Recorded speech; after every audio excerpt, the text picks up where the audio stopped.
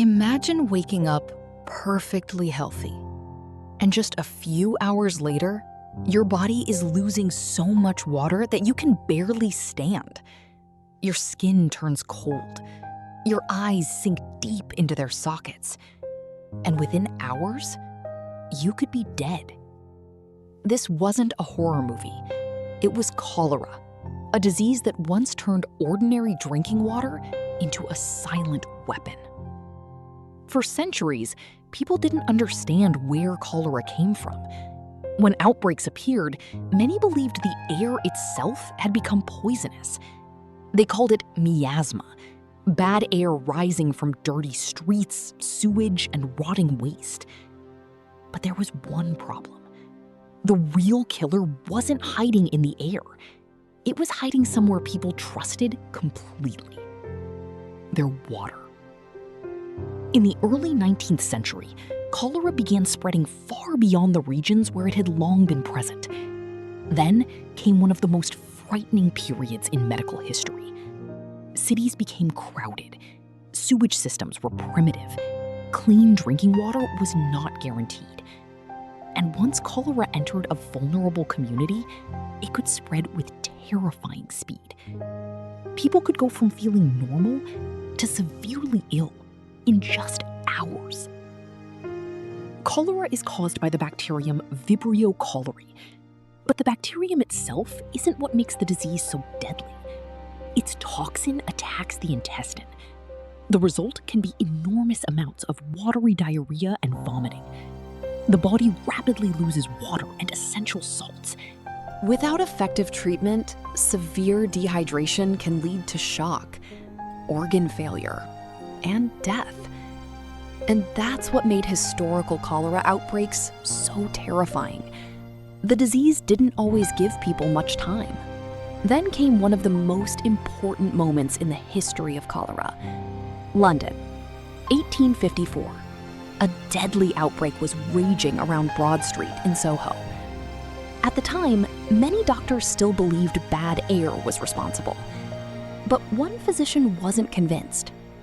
His name was John Snow. Snow began studying where the victims lived, and he noticed something strange. Many of the people who became sick had been using the same public water pump. The pattern was too strong to ignore, so Snow created a map. And suddenly, the deaths seemed to form a deadly cluster around one water source: the Broad Street pump. Snow argued that contaminated water was spreading the disease. He convinced local authorities to remove the pump handle. The outbreak eventually declined. But here's the important part. Snow's work didn't instantly convince everyone. The idea that a tiny organism in water could cause a deadly disease was still difficult for many people to accept. Yet his investigation became a landmark in epidemiology. He wasn't simply treating patients. He was tracking the disease itself. Years later, scientists began uncovering the biological truth behind cholera. The enemy wasn't poisonous air. It was a microscopic bacterium, Vibrio cholerae, and its favorite route into the human body? Contaminated food or water. This changed everything, because if contaminated water could spread cholera, then clean water could help stop it. Sanitation suddenly became more than a matter of comfort.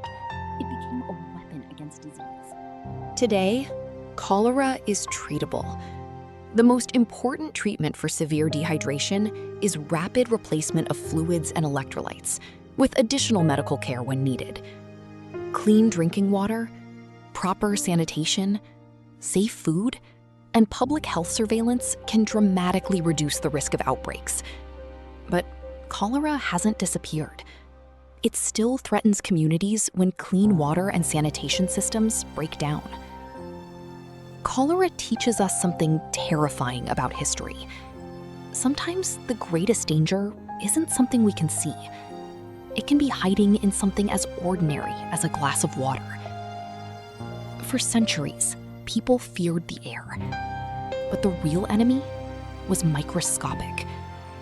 And once humanity finally understood that, one of the deadliest diseases in history became something we could fight. This is the history of disease.